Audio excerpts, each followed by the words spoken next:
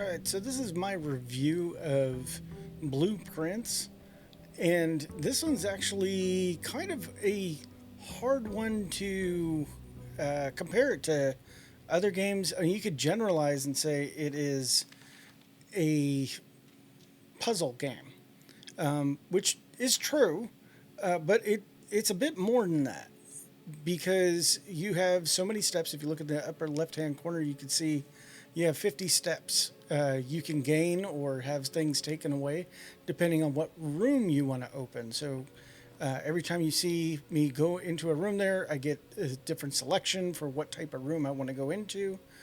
And that's the room that we go into. But there's an overarching setup for the house in what rooms you go to. So the replayability on a puzzle game is actually a super interesting concept.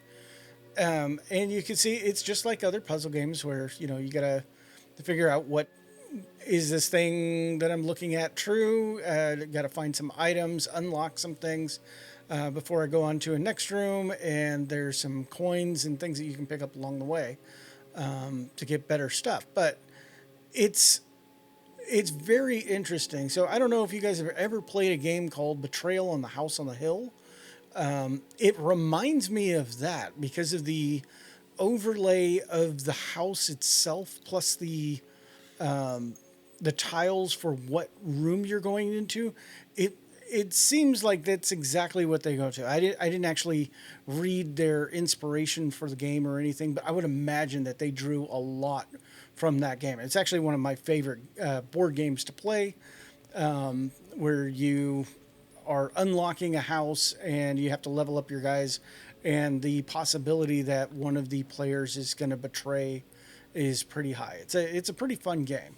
But as for this game, this is actually really interesting because you could come back on another day and play through it again in a completely different way.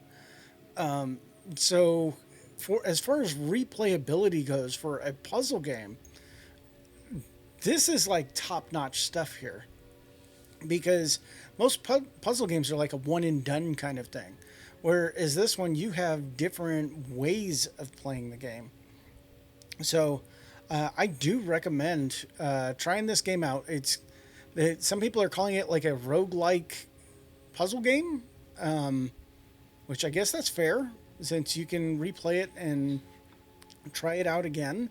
But yeah, definitely a one of a kind type of game, a rare type of genre because it's mixing two different things that aren't usually put together, a roguelike and a puzzle game.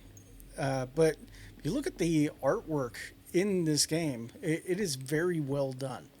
The developers actually did a pretty amazing job in this. So I do recommend it. Go check it out. You can find it on Steam for about $29.99, which is a little up there.